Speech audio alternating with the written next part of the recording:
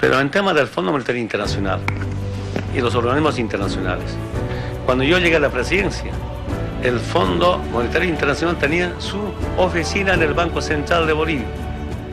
Ellos son los que decidían políticas económicas y les chantajeaba a gobiernos, les condicionaba a gobiernos.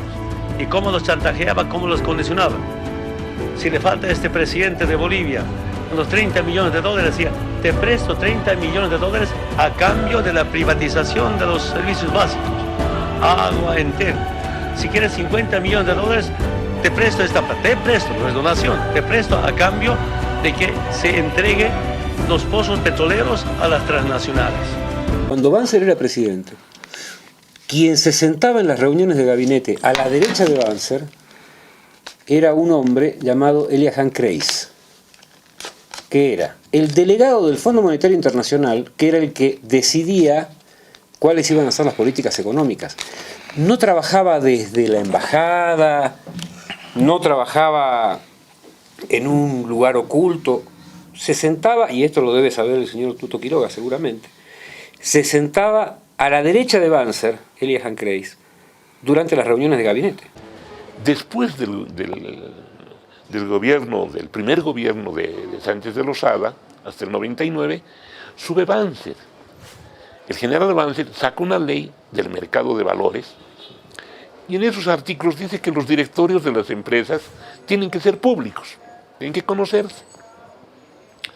Ustedes saben que este pequeño detalle, el que el pueblo boliviano conozca quiénes son sus directores y que se consigna como una exigencia de esta ley, origina la protesta de los Estados Unidos, de su embajadora Dora Rinac, indicando que no va a permitir que se violen los derechos de las empresas, queriendo que se conozcan los nombres de los directores. Protestas del Fondo Monetario, protestas del BID, protestas de las transnacionales que operan en Bolivia, amenazando con represalias por este pequeño hecho. Y es tan fuerte la protesta para que no conozcamos los nombres de los directores de las empresas capitalizadas que Banzer tiene que derogar ese artículo y nosotros no podíamos conocer quiénes habían sido nombrados directores de estas empresas. O sea, mayor injerencia, mayor sometimiento, ya es imposible. Si quieres saber, estaba revisando un dato, creo que es de 41 millones de dólares. Si quieres, necesita 40 millones de dólares a cambio de la privatización de nuestras refinerías, y privatizaron. Y se le haga un daño a la economía de cada uno de los bolivianos. Paz Zamora acuerda un programa de ajuste estructural con el Banco Mundial y el Fondo Monetario Internacional. Su ideólogo económico, Samuel Doria Medina, asegura que debe privatizarse una empresa estatal por semana.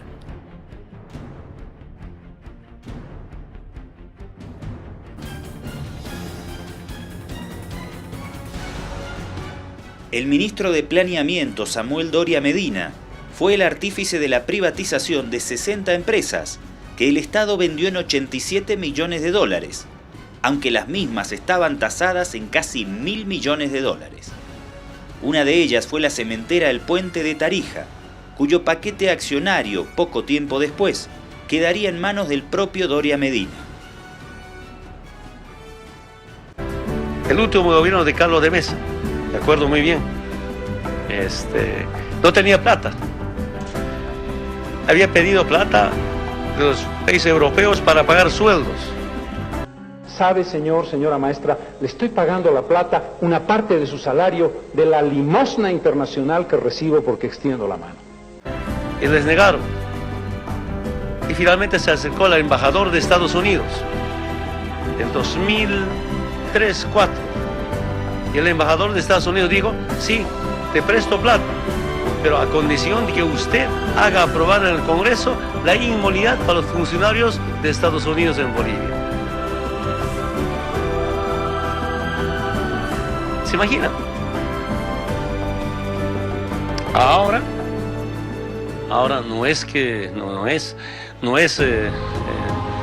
no decide políticas económicas el Fondo Monetario Internacional.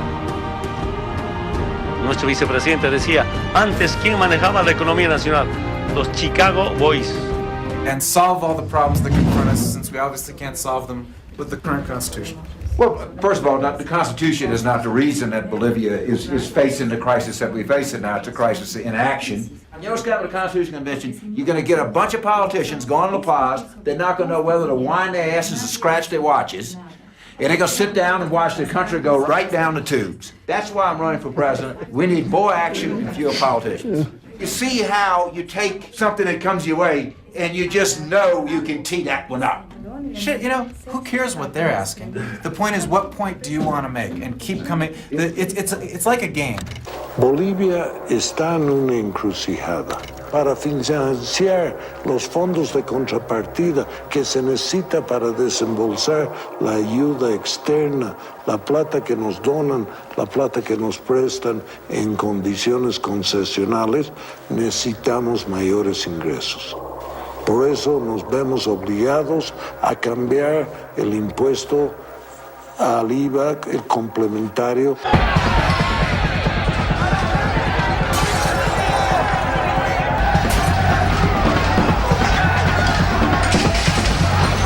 Can you believe it?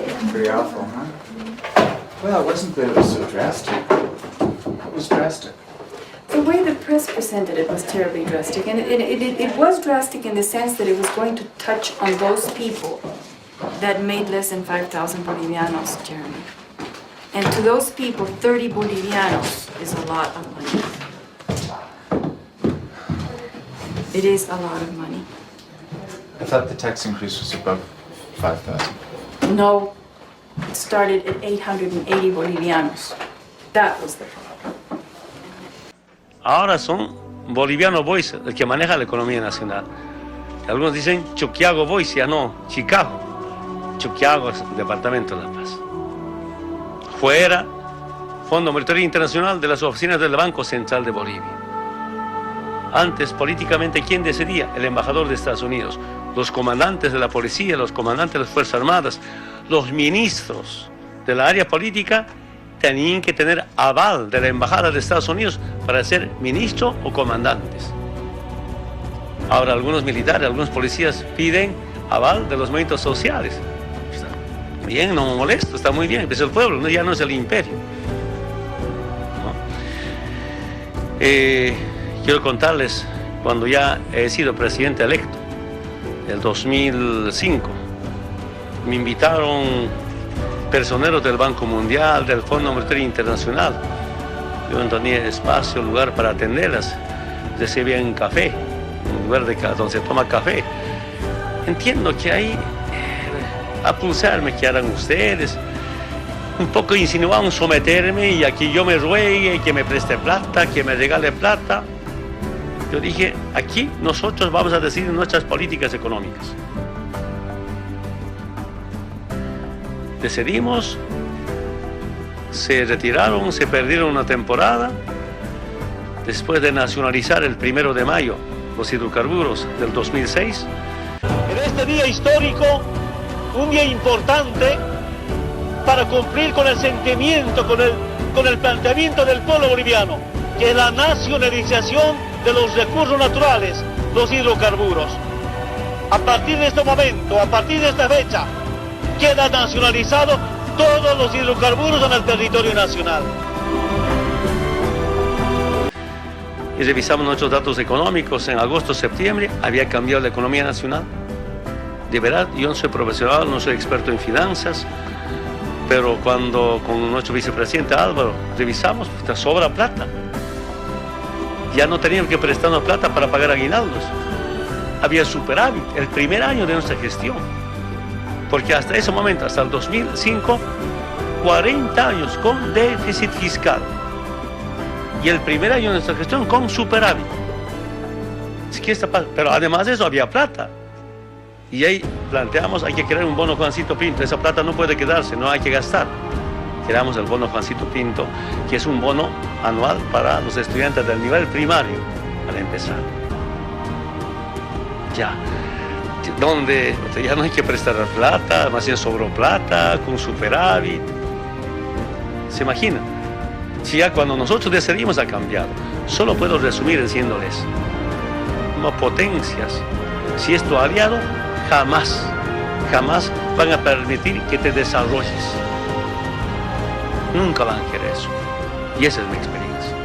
Cuando nos liberamos de estas políticas económicas, nos liberamos de todas las imposiciones políticas que venían desde la embajada, ha cambiado la situación social y económica de Bolivia. Eso es para mí algo inédito. Repito nuevamente, ni siquiera nosotros íbamos a calcular así, que hemos calculado los resultados. Por eso hace un momento les decía algunos datos económicos. ¿Quién nos decía? Si se nacionalizan los hidrocarburos, no iba a haber de inversión en temas de hidrocarburos. Ahora, si hay algunas empresas transnacionales, no son dueños, sino socios. Y algunos prestan servicio, ni siquiera invierten. Nosotros pagamos. El 2005 la inversión en hidrocarburos eran apenas 200 millones, privados en especial, y algunos poca plata del Estado. Si la renta petrolera era 300, ¿de qué iba a invertir el Estado? Eran privados. El año pasado la inversión, casi 70-80% con nuestra plata, 2.000 millones de dólares. Para este año está programado la inversión de 3.000 millones de dólares. Si el 2005 la inversión era 200 millones, el 2013 2.000 millones, para esto 3.000 millones es nuestra plata. Si hubiéramos seguido sometidos al Fondo Monetario Internacional, ¿qué inversión? ¿Qué desarrollo? ¿Y cuál ha sido la clave de la nacionalización? Quiero que sepan. Antes, cuando estaban en manos de las transnacionales del petróleo y el gas en especial, ¿qué decía? El titular, que es la transnacional petrolera, el titular adquiere el derecho de propiedad en boca de pozo. Cuando yo como dirigente reclamaba a los gobiernos, ¿por qué el gas no es nuestro? Nos decía, cuando está bajo la tierra es de los bolivianos, pero cuando ya sale ya no es de los bolivianos. Inventaron un contrato inconstitucional llamado en boca de pozo. Y el titular adquiere el derecho de propiedad en boca de pozo. Del 100% de utilidades, 18% para los bolivianos, 82% para las transnacionales. Antes de la nacionalización, con los técnicos bolivianos, pero con los expertos internacionales, debo reconocer algunos españoles, algunos cubanos, venezolanos, y algunos brasileños expertos. Yo pedí, a ver, si ahora nacionalizamos, ahora no van a ser dueños ni patrón sobre nuestros recursos, sino van a ser socios. Si con 18% pueden recuperar su inversión y tener utilidades. Después de un estudio, análisis económico, creo que pasó 2-3 semanas, me dice estos expertos internacionales en tema de hidrocarburos, presidente Evo, con 18% todavía tienen ganancias, utilidades, y recuperan su inversión. Nuestros técnicos, nuestros especialistas nos decían 30% para las empresas, 70% para los bolivianos. Pero cuando los expertos nacionales me dicen con 18% recuperan su inversión, ya no consulta a nadie. Esta historia sabe nuestro hermano vicepresidente. Preparamos el decreto supremo de nacionalización. Si quieren, las transnacionales se quedan con 18%, ahora 82% para los bolivianos. Además de eso, no hay ese en boca de pozo. Ahora el Estado controla dentro y fuera de la tierra del gas. Eso ha hecho, hermanas y hermanos periodistas, ha hecho cambiar la economía nacional. Totalmente ha hecho cambiar, ¿no? Y es falso que lo digan, que no habría inversión. Creo que era otra forma de amedrentamiento, chantaje al pueblo mediante la llamada. Si no habría inversión, que no va a haber, que no van a estar los petroleros. En este momento, los 2-3, pero la mayor parte de las empresas prestan servicio y no son socios.